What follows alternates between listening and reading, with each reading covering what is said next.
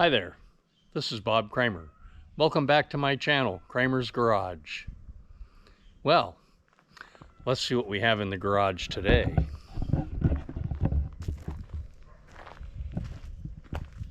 This is a 2016 Kawasaki CT150. They call it the Boxer. This is actually made by Bajaj, which is an Indian motorcycle company that brand labels apparently for Kawasaki. And these are wildly popular bikes here in the Philippines. They come in 100, 125, 150, and 175 cc's.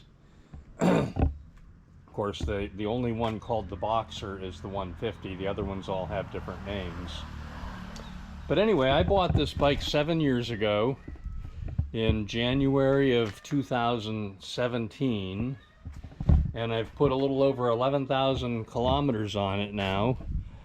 And it's a very basic motorcycle. When I bought this in 2017, it was 51,000 pesos. That's approximately $1,000 at that time. It was approximately $1,000. Today this bike costs around 62,000 pesos, the updated version, and 62,000 pesos is approximately $1,170 US. So anyway, let's take a quick look at some of the features of this bike. It has drum brakes front and rear. I keep them adjusted properly, and they have always stopped me when I needed to stop. And the way Filipinos drive, sometimes you need to stop fast, and the brakes have been adequate. It's amazing what you can do with 150 cc's. Most of the mileage is 2-up mileage, and this will cruise nicely at 80 kilometers per hour, which is about 50 miles per hour. It'll cruise nicely with 2-up, and that's about as fast as you can go anywhere on this island. Occasionally I'll open it up and I can cruise at 80 with a passenger. I've been up above 90 kilometers per hour solo. But anyway, it's got an amazing amount of torque. It's a 150cc single. It only has about 12 horsepower. This has an amazing amount of torque. Sometimes I have to downshift to third or even second gear on a really steep hill, but for the most part the torque is very adequate. You'll also notice it has dual shocks. It came stock that way, and that's because this bike was set up for what they call hobble service, which is basically a passenger motorcycle service. And people frequently carry 2, 3, or more passengers on one of these bikes. Sometimes a whole family is riding one of these bikes with a toddler sitting on the gas tank. Well, anyway, today what I'm doing is I'm going to go over the bike and do a little maintenance, because Alice and I are going to take a road trip tomorrow. Round trip will be over 200 kilometers. So I haven't opened the chain case and done chain maintenance lately. So the chain on this bike is fully enclosed, which is a nice feature. It doesn't sling oil all over the place. Filipinos frequently just lubricate their chain with their used motor oil. And I have been doing that as well on this bike. However, I brought with me from the States a can of Blue Label chain lube. That's what I use on my bike in the States, and so I'm gonna put some of that on my Kawasaki. I'm gonna clean this chain up a little bit and put some Blue Label on it. And also I need to check my air pressure. There's no air compressor here, and I did have a tire pressure gauge, but my tire pressure gauge has gotten rusted up and it's not working anymore.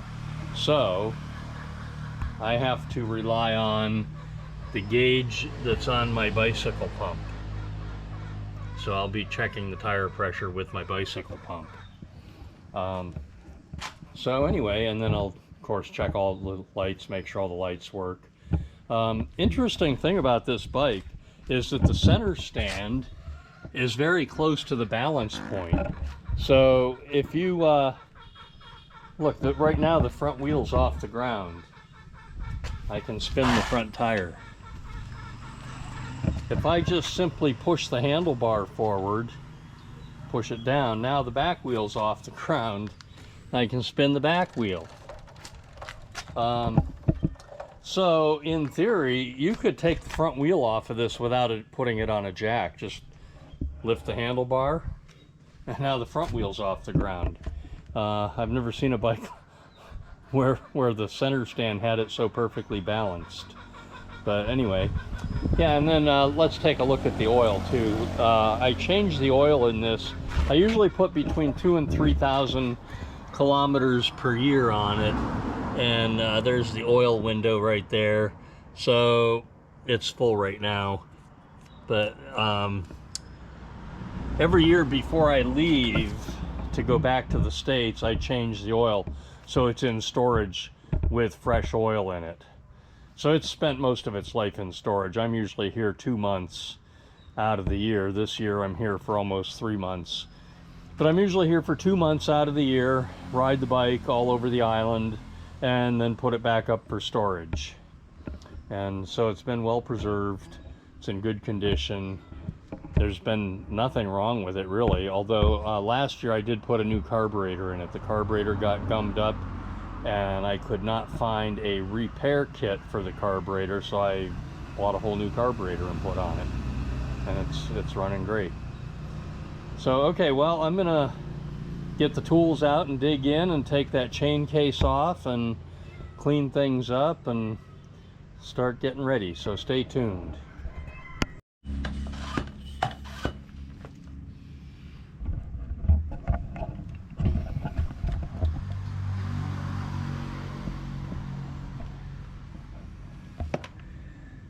There's a little over 30 for the front, and I've been running about 40 in the back.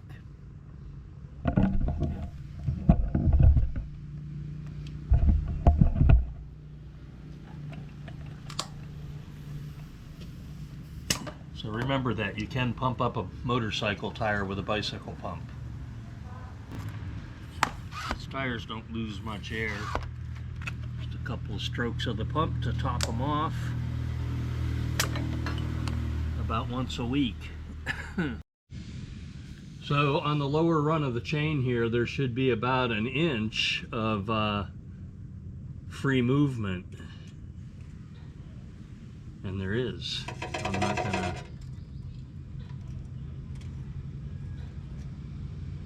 Yeah, it's a little bit looser there, but let's see. Loose there.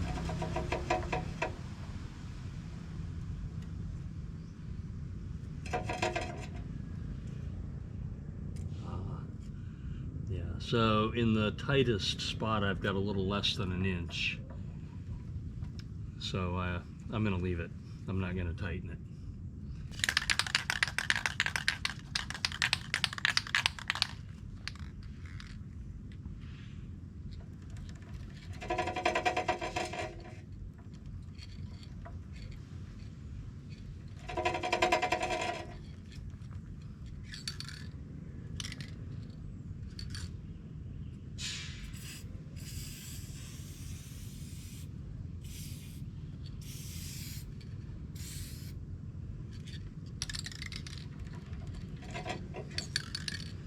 And the chain does look a little dry. I haven't lubed it in a while. And when I did lube it, I used motor oil, like a Filipino.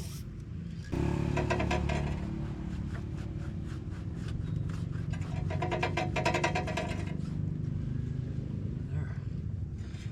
Now, this Blue Label chain lube dries kind of sticky. I'm just going to wipe off a little excess and let it dry. Sprockets still look good. This bike's holding up really well.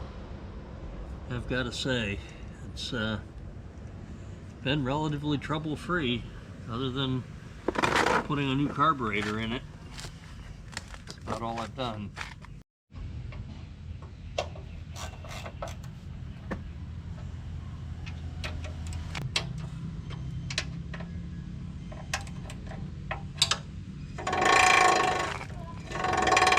Well, that's not good. You can't have that. I guess I have to take the top side off and see what's bothering it. See what the problem is.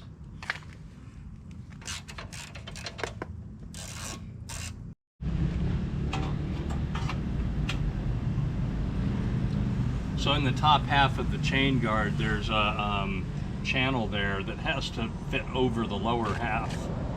And I believe I didn't have that channel properly engaged on the lower half. And that's why the chain was catching on it. So let's see if I can correct that.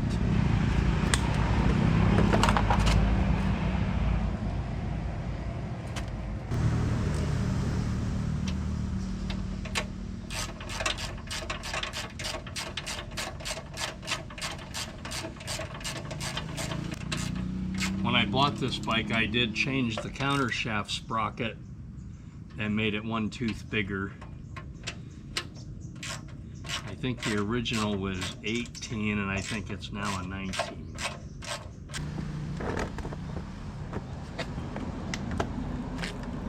Okay, perfectly quiet. Okay, I just have to put the countershaft sprocket cover back on and I'm gonna call it a day. Cleaned this bike pretty thoroughly about a week ago, so it's not too bad, but I'm not going to clean it again right now. Probably after the road trip, we'll probably get rained on and who knows what. I've been coming here every year for more than 10 years, so I have accumulated a little decent assortment of tools.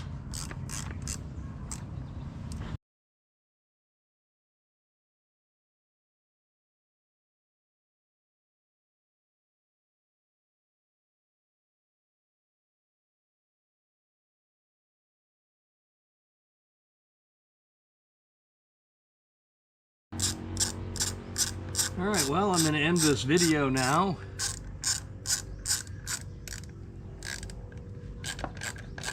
I think. Leave some comments. Let me know what you think of this Baja / Kawasaki CT150. Like I said, these are quite popular here in the Philippines, and so I've been pretty pleased with it. This island that I'm on, it's called Masbate. The island is only about 30 miles wide and 75 miles long, probably, kind of shaped like an L. I hope you liked my video, and give me a thumbs up and subscribe to my channel. Thanks for watching. Bye.